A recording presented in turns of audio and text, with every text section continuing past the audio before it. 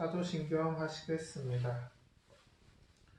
전능하사 천지를 만드신 하나님 아버지를 내가 믿사오며 그 외아들 우리 주 예수 그리스도를 믿사오니 이는 성령으로 잉태하사 동정녀 마리아에게 나시고 본디오 빌라도에게 고난을 받으사 십자가에 못 박혀 죽으시고 장사한 지 사흘 만에 죽은 자 가운데서 다시 살아나시며 하늘에 오르사 전능하신 하나님 우편에 앉아 계시다가 저리로서 산자와 죽은 자를 심판하러 오시리라.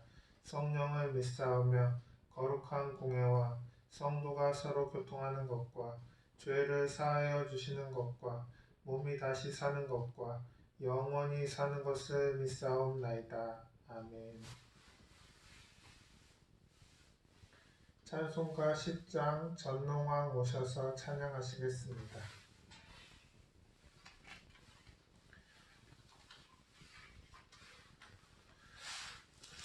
찬송가 10장 전능왕 오셔서 찬양하시겠습니다.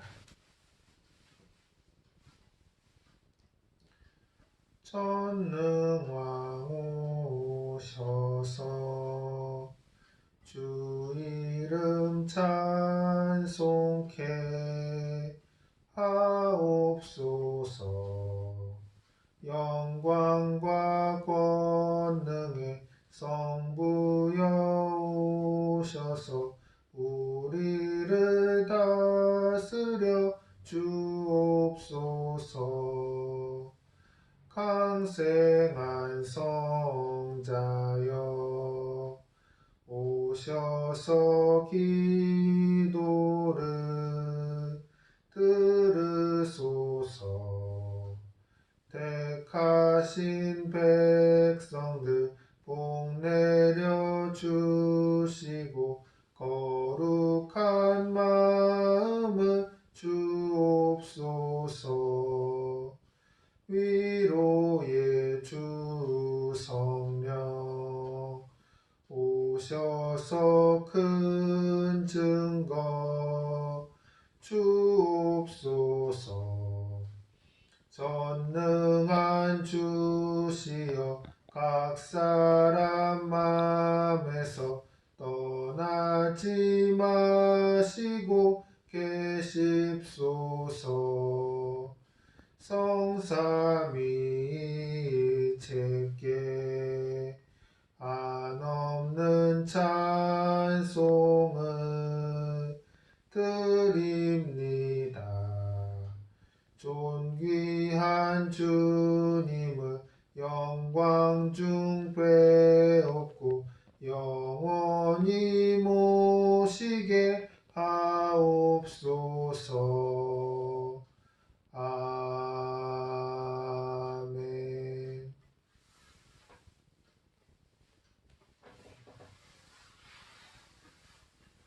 기도하시겠습니다.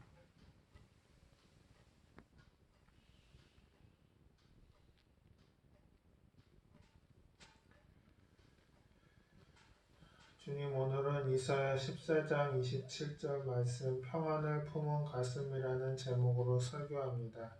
주님, 주님, 오늘은 요한복음 14장 27절 평안을 품은 가슴이란 제목으로 설교합니다. 주님이 말씀이 성도님들 가슴에 뿌려져서 주님 열매 맺고 결실하여서 주님 신앙의 열매를 맺게 하여 주시고 주님 삶에 나가서 실천되어져서 주님의 선한 사역 이루어지게 하여 주시옵소서. 예수님 이름으로 기도합니다. 아멘.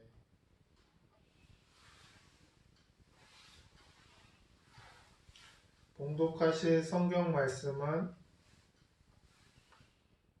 요한복음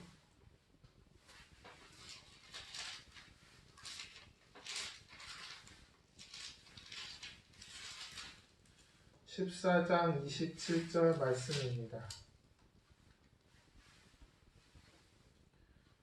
여기 주보에 잘못 표기가 되었는데요. 이사야가 아니라 요한복음입니다.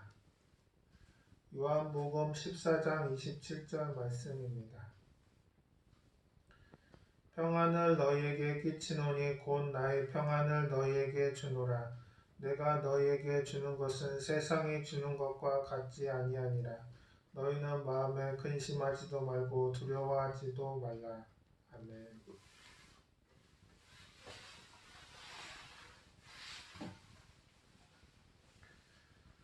인간의 삶을 파괴시키는 무서운 감정 몇 가지가 있는데 그 중 하나가 두려움과 불안입니다. 우리는 매일같이 크고 적은 두려움의 공격을 받습니다. 두려움의 종류는 헤아릴 수 없이 많지요. 질병에 대한 두려움, 실패에 대한 두려움, 인정받지 못할까 하는 두려움, 버림당할까 하는 두려움, 수많은 두려움이 있습니다. 이러한 두려움은 크든 작든 간에 파괴력을 가지고 있습니다. 두려움이 어떤 것이든지 이것이 오랫동안 마음을 점령하게 되면 그 삶이 파괴되고 황폐하게 되는 것입니다. 그런데 두려움과 불안은 근본적으로 마귀가 주는 것입니다.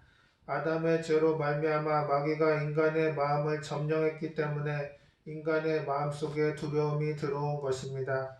아담이 하나님과 함께 있을 때는 두려움이나 불안이 전혀 없었습니다. 가슴속에 평안이 넘쳤던 것입니다. 그런데 하나님을 반역하고 나자 아담의 마음에 두려움이 가득 찼습니다.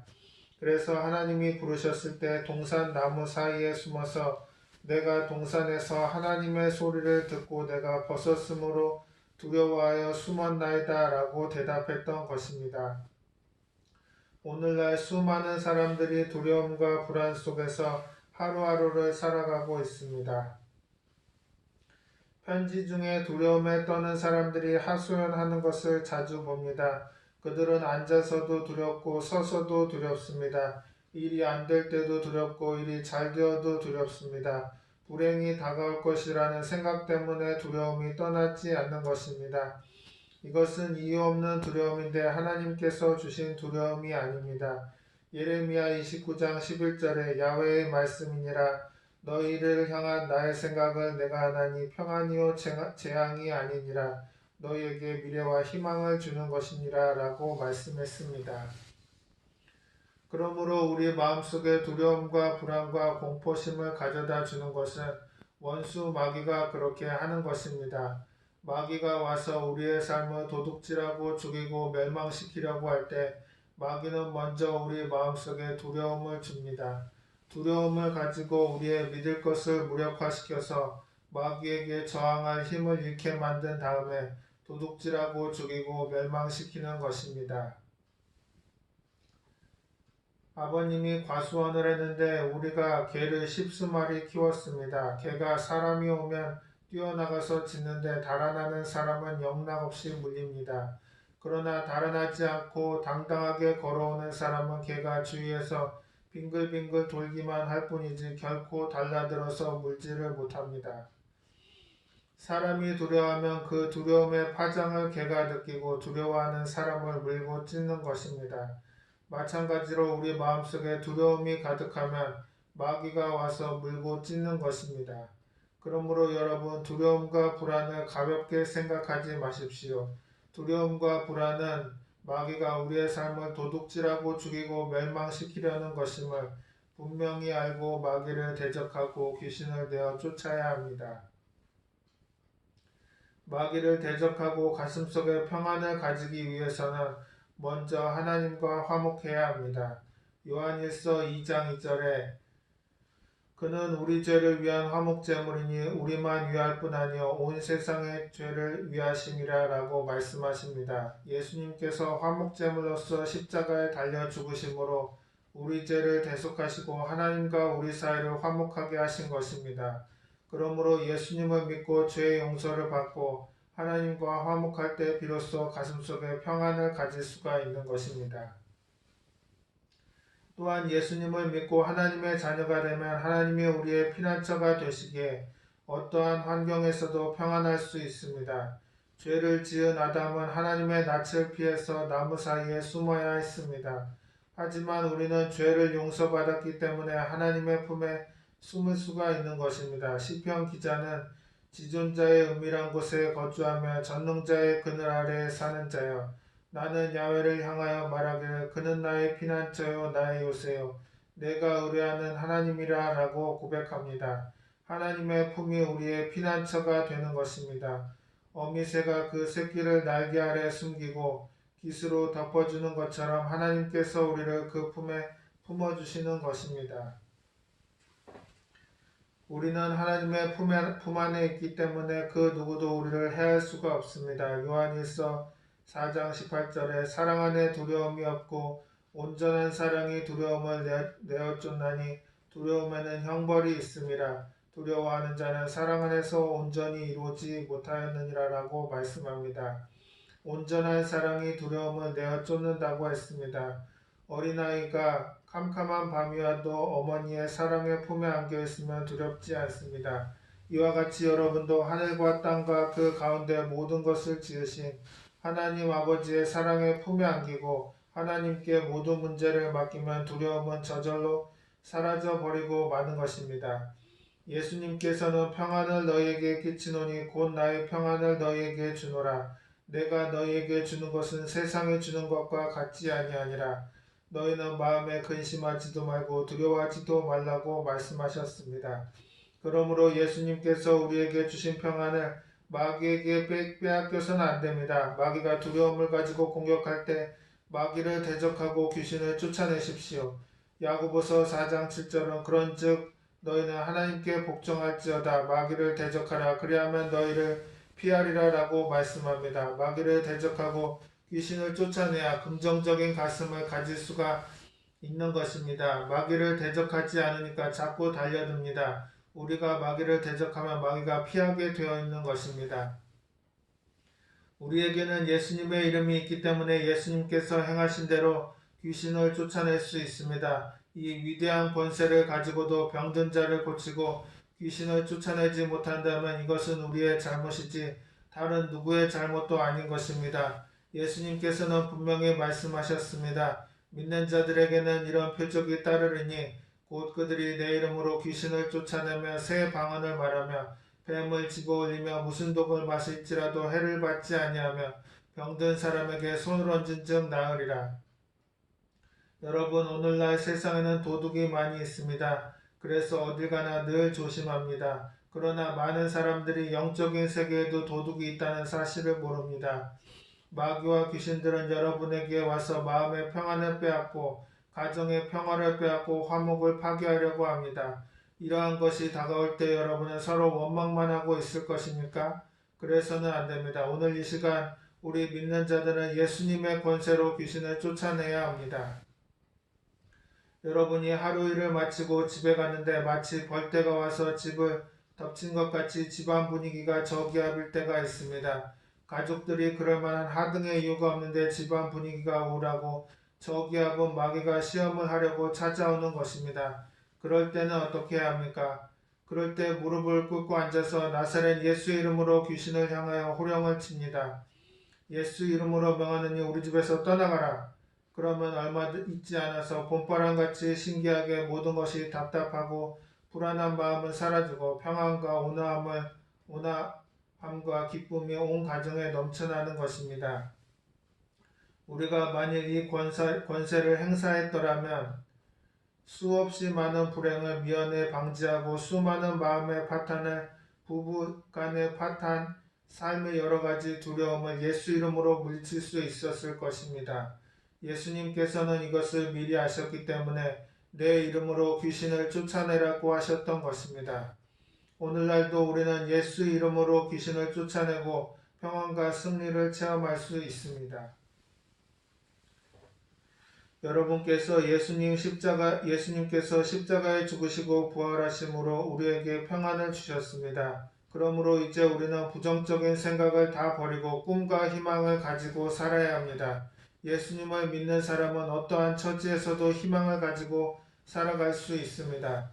예전에 편지 한 통을 받았는데 어떤 부부가 보낸 편지였습니다. 그 남편이 큰 회사를 경영하고 있었는데 그만 회사가 빚더미 위에 올라앉게 되었습니다.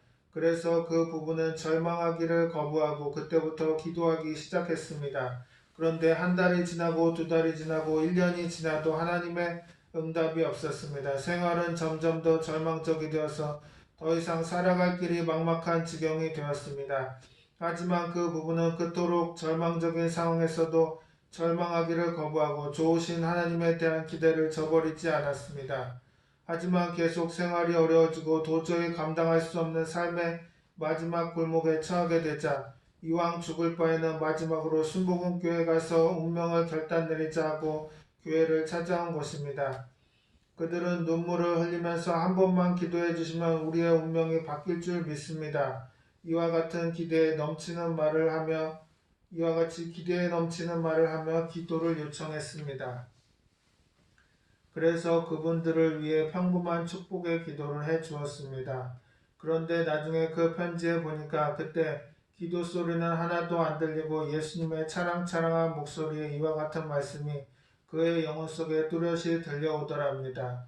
사랑하는 아들아, 오늘 내가 오랫동안 잘 견딜 수 있었다. 견딜 수 없는 시련을 겪고도 낙심하지 않고 하나님에 대한 소망을 저버리지 않았으니 이제 내가 내게 상을 주겠다.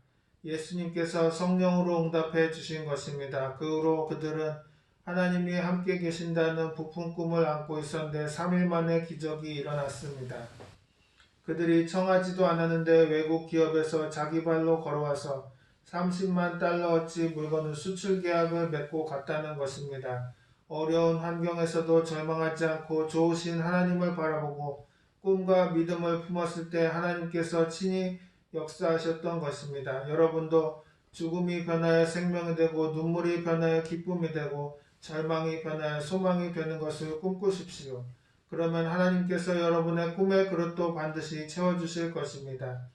베드로전서 1장 3절에 우리 주 예수 그리스도의 아버지 하나님을 찬송하리로다. 그의 많으신 긍휼대로 예수 그리스도를 죽은 자 가운데서 부활하게 하심으로 말미암아 우리를 거듭나게 하사 산 소망이 있게 하시며라고 말씀합니다. 예수님께서는 우리에게 살아있는 소망을 주셨습니다. 꺼져가는 소망도 아니고 죽어가는 소망도 아닙니다. 살아있는 소망을 우리에게 주신 것입니다. 이러므로 우리는 예수님을 바라보고 어떤 상황에서도 꿈과 희망을 붙잡아야 합니다. 여러분 가슴속에 꿈을 품고 늘 희망차고 긍정적인 말을 하십시오. 부정적인 말이나 절망적인 말을 하면 희망을 잃어버리고 남도 희망을 잃어버리고 맙니다. 모든 일에는 좋은 것도 있고 나쁜 것도 있습니다. 잘 되는 것도 있고 못 되는 것도 있습니다. 축복받을 때도 있고 어려울 때도 있습니다. 그러나 나중에는 좋게 된다고 믿어야 합니다. 그렇기 때문에 예수 믿는 사람은 결코 절망할 수 없습니다. 60년의 목회를 되돌아보면 하나님은 늘 희망의 전도자가 되라고 말씀해 주셨습니다. 처음 목회를 시작할 때 우리나라는 가난하고 헐벗고 굶주린 사람들이 대부분이었습니다. 특히 교회 성도님들은 삶의 희망을 잃고 절망하여 인생을 포기한 사람들이 대다수였습니다.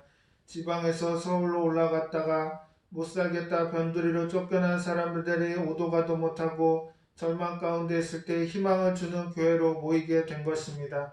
그 성도들이 하나님의 사랑을 깨닫고 구원받아 변화되고 기적을 체험하고 꿈과 희망을 붙잡고 오늘날의 여의도 순복음교회를 만든 것입니다.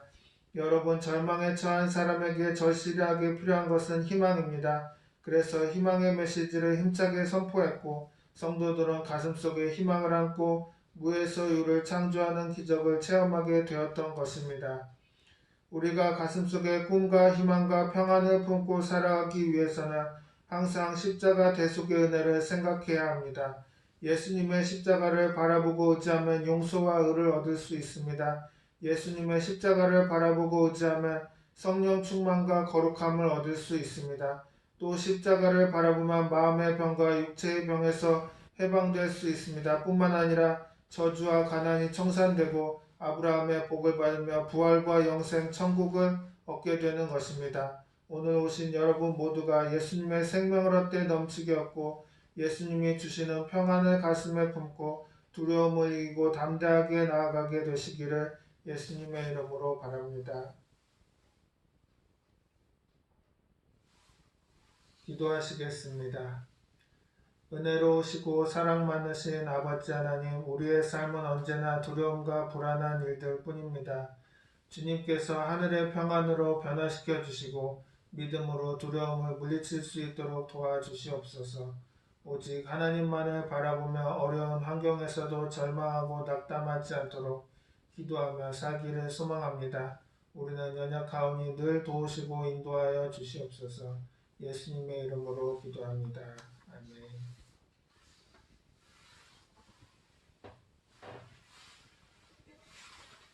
찬송가 183장 빈들의 마른 풀같이 찬양하시겠습니다.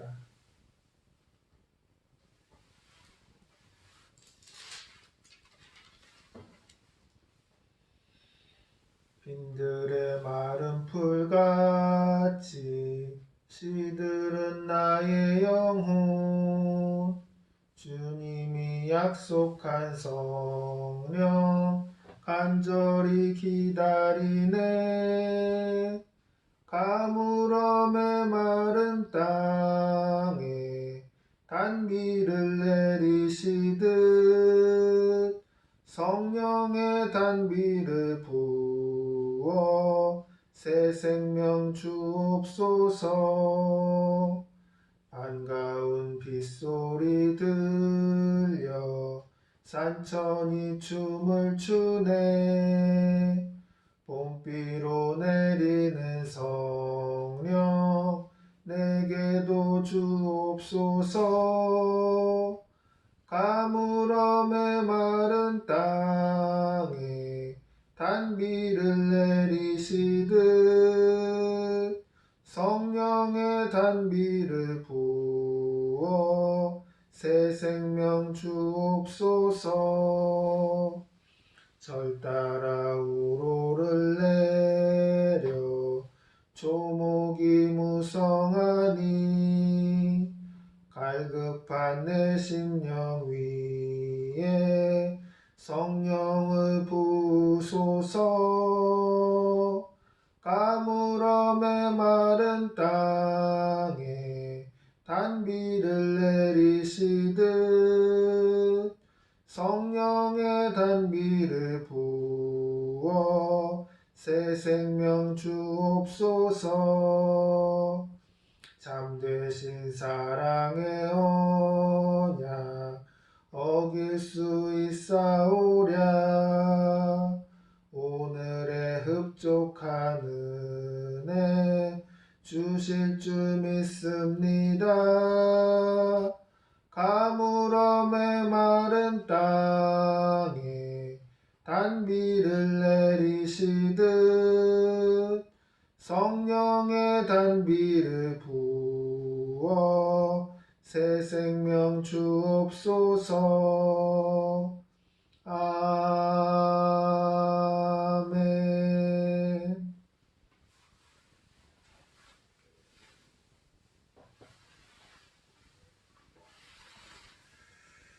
교회 소식입니다.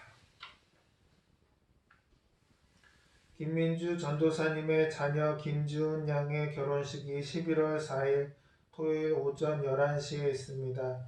기도와 축하를 부탁드립니다.